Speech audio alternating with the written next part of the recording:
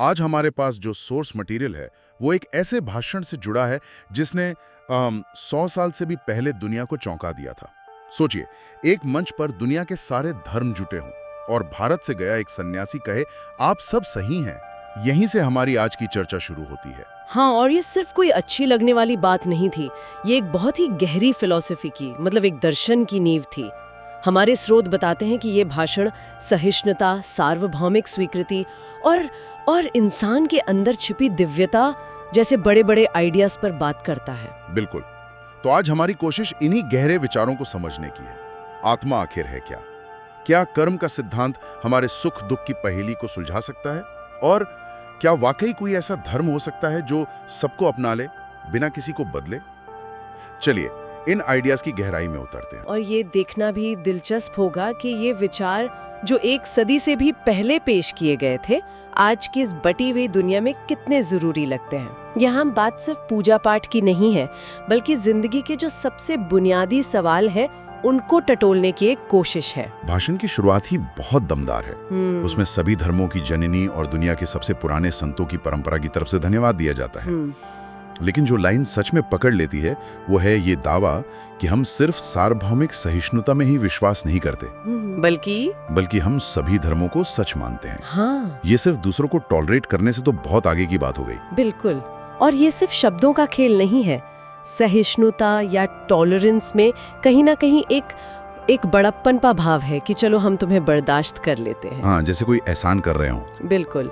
लेकिन स्वीकृति बराबरी का रिश्ता है। इसका मतलब है ये मानना कि दूसरे के रास्ते में भी उतनी ही सच्चाई हो सकती है जितनी मेरे रास्ते में। सही बात है। उस जमाने के लिए जब हर धर्म खुद को सबसे बेहतर साबित करने में लगा था, ये एक जबरदस्त और क्रांतिकारी सोच थी। और ये सिर्फ एक दार्शनिक विचार नहीं था, इसे भारत के इतिहास से जोड़ा गया है।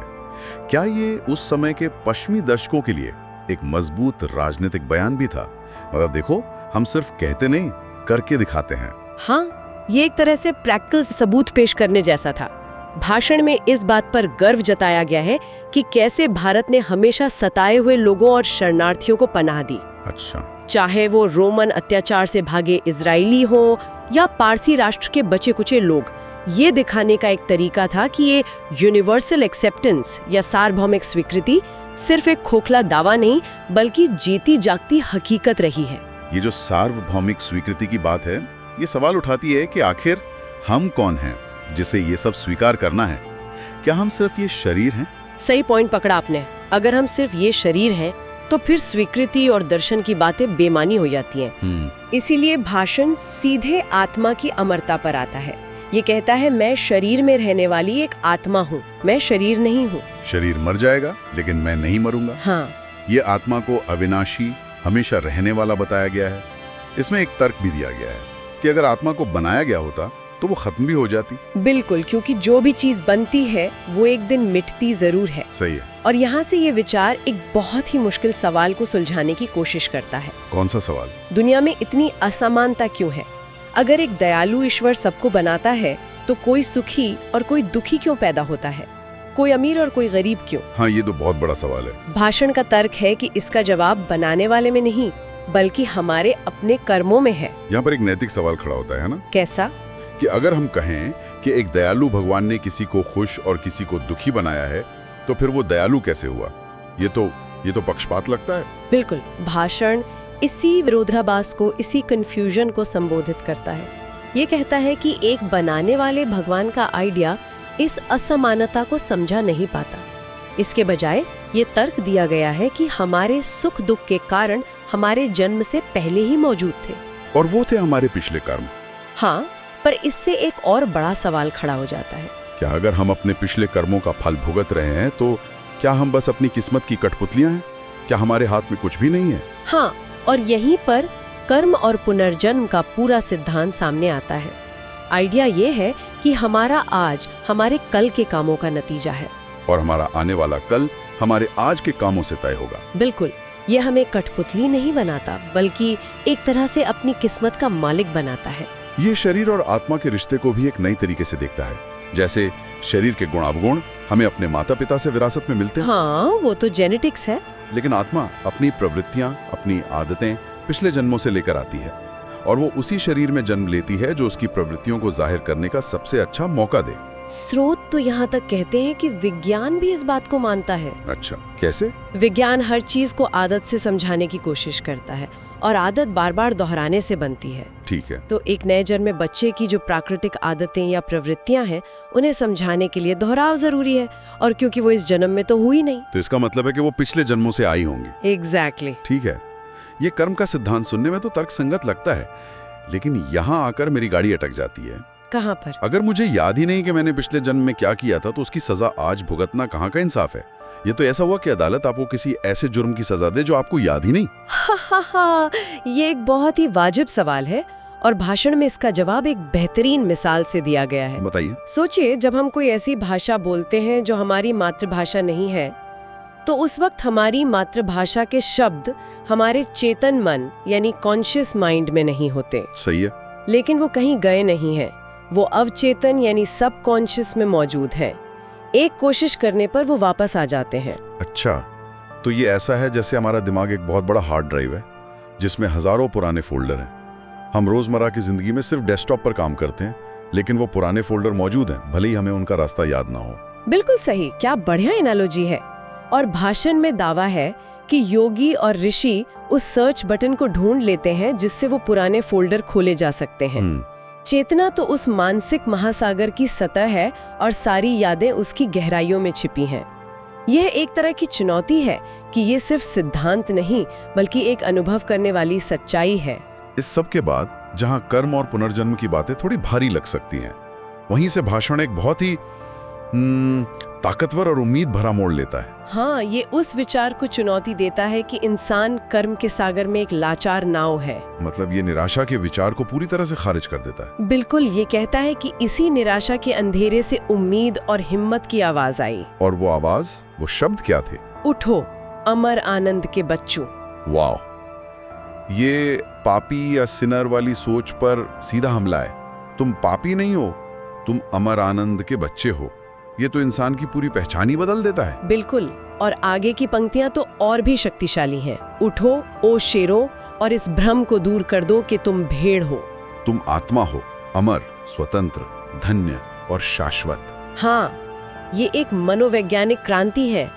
ये इंसान को बेचारा या दोषी महसूस कराने के बजाय उसकी अपनी अंदरूनी शक्ति और दिव्यता का एहसास कराता है। ये पूरा नजरिया ही पलट देता है। मतलब समस्या बाहर नहीं, हमारे अंदर है। सही बात। समस्या हमारा ये वहम है कि हम कमजोर और सीमित हैं। ये कहता है कि तुम पदार्थ मतलब मैटर नहीं हो, पदार्थ तुम्हारा गुलाम है। हाँ, तुम कारण और परिणाम की जेल में कैद नहीं हो। यही इसका सबसे शक्तिशाली संदेश है। अगर हम खुद को भेड़ समझते रहेंगे तो भेड़ी बने रहेंगे, लेकिन जिस पल हम अपने अंदर के शेर को पहचान लेंगे, हम आजाद हो जाएंगे। ठीक है, अगर हम इतने शक्तिशाली हैं, अपनी किस्मत के मालिक हैं, तो फिर ईश्वर की पूजा का क्या मतलब है? उसे कैसे किया जाए? इसके लिए कमल के पत्ते का बहुत सुंदर उदाहरण दिया गया है। अच्छा।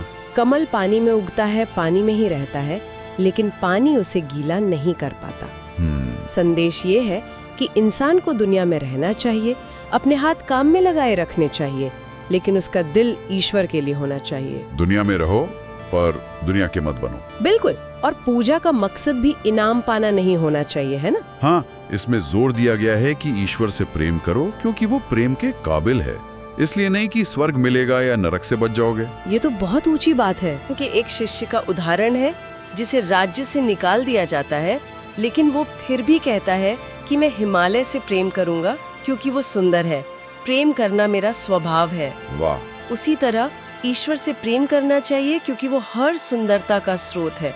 ये एक सौदा नहीं, एक स्वाभाविक खिंचाव होना चाहिए। और यहीं पर एक और महत्वपूर्ण बात कही गई है कि हिंदू धर्म सिर्फ मानने या विश्वास करने का धर्म नहीं है। हाँ, इसे अनुभव करने और बनने पर केंद्रित बताया गया। इसका क्या मतलब हुआ? मतलब लक्ष्य सिर्फ कुछ सिद्धांतों पर यकीन कर लेना नहीं है, बल्कि खुद को बदलना है, दिव्य बनना है, ईश्वर तक पहुंचना है और उसे देखना है। इसे विश्वास का नहीं बल्कि साक्षात्कार का यानी रियलाइजेशन का धर्म कहा गया है। जब आप उस पूर्णता को पा लेते हैं तो अनंत आनंद का अनुभव करते हैं। ये एक बहुत ही प्रैक्टिकल अप्रोच लगती है, लेकिन फिर मूर्ति पूजा जैसे विवादास्पद विषय को कैसे समझाया गया है?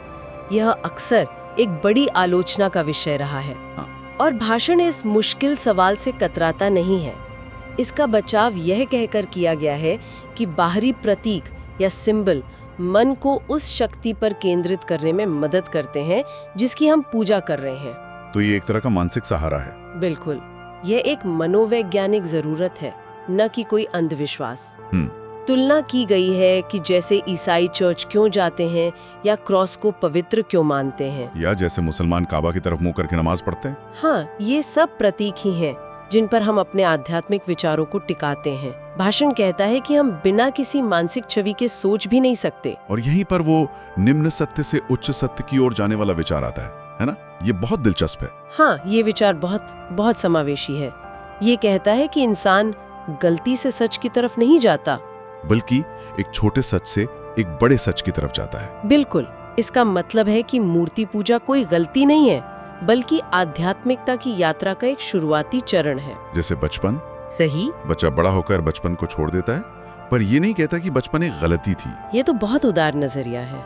इसका मतलब है कि कोई भी रास्ता गलत नहीं है, बस हम सब विकास के अलग अलग पड़ावों पर हैं। सही कहा। ये उस सोच को चुनौती देता है कि बस एक ही कोट है जो सबको फिटाना चाहिए। ये मानता है कि अलग अलग लोगों को अपनी आध्यात्मिक यात्रा के लिए अलग अलग प्रतीकों और रास्तों की जरूरत हो सकती है। हर आत्मा एक युवा बाज की तरह है जो ऊंचा और ऊंचा उड़ रहा है जब तक कि वो सूरज तक न पहुंच जाए। इसी संदर्भ में बौद्ध और जैन धर्म का भी जिक्र है जो ईश्वर पर उस तरह से निर्भर नहीं है। हाँ। उन्हें इस ढांचे में कैसे फिट किया गया है? ये बताया गया है कि ये धर्म भी उसी केंद्रीय सत्य पर ध्यान केंद्रित करते हैं, इंसान के अंदर से ही दिव्यता को विकसित करना। अच्छा। हो सकता है उन्होंने ईश्वर को न देखा हो, लेकिन उन्होंने कर्म के नियम को देखा है। और कहावत है कि जिसने बेटे को देखा है उसने पिता को भी देख लिया है। मतलब ये सभी रास्तों के मूल में एक ही सत्य को देखने का एक और तरीका है। हाँ। और भाषण के अंत में इन सभी विचारों को मिलाकर एक सार्वभौमिक धर्म की एक भव्य तस्वीर पेश की गई है। हाँ, एक ऐसा धर्म जो किसी जगह या समय में कैद ना हो। एक ऐसा धर्म जिसका सूरज कृष्ण और ईसा मसीह के मानने वालों, संतों और पापियों सब पर बराबर चमके। या किसी एक वाद जैसे ब्राह्मणवाद, बौद्ध, ईसाई या इस्लाम का नहीं होगा, बल्कि इन सभी का कुल योग होगा।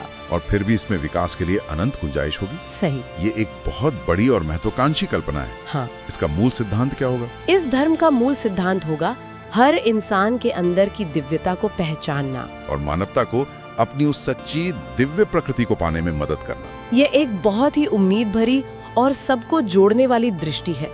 यह धर्मों को एक दूसरे का प्रतियोगी नहीं, बल्कि एक ही मंजिल तक पहुंचने वाले अलग अलग रास्ता मानता है। और ये विचार कि सभी धर्मों के पीछे एक ही ईश्वर की प्रेरणा है, जैसे एक ही धागा मोतियों की माला में पिरोया होता है, ये इस पूरी दृष्टि को एक साथ बांधता है। बिल्कुल, ये विविधता को खत्म किए बिना एकता का अंतिम संदेश है। ये विविधता का जश्न मनाता है, उसे मिटाता नहीं। तो इस गहरी चर्चा से हमने क्या समझा? हमने सार्वभौमिक स्वीकृति के एक शक्तिशाली आह्वान से शुरुआत की जो सिर्फ बर्दाश्त करने से कहीं आगे जाकर दूसरों की सच्चाई का सम्मान करने की बात करता है। फिर हमने समझा कि आत्मा शरीर से अलग एक अमर इकाई है और कर्म का सिद्धांत हमारे जीवन के उतार चढ़ाव को किस्मत या किसी बाहरी शक्ति पर डालने के बजाय हमारी अपनी जिम्मेदारी बनाता है। फिर हमने भेड़ होने के भ्रम को तोड़कर अपने अंदर के शेर को जगाने का संदेश सुना। हमने पूजा को एक सौदा नहीं, बल्कि प्रेम और सेवा के रूप में देखा और धर्म को विश्वास के बजाय अनुभव करने और बनने की एक प्रक्रिया के रूप में समझा। हाँ। और अंत में एक ऐसे सार्वभौमिक धर्म की दृष्टि देखी जो किसी को बाहर नहीं छोड़ता, बल्कि सबको अपने अनंत आलिंगन में समाहित कर लेता है। इस पर सोचने के लिए एक अंतिम विचार छोड़ जाते हैं। ये भाषण एक ऐसे सार्वभौमिक धर्म की कल्पना करता है जिसका एकमात्र उद्देश्य मानवता को उसके दिव्यता का एहसास कराना है। आज की दुनिया में जो अक्सर धर्म और पहचान के नाम पर पहले से कहीं ज्यादा बटी हुई लगती है, मानवता को असल में इस तरह की दृष्टि के करीब ले जाने के लिए क्या करना होगा, इस पर सोचा जा सकता है।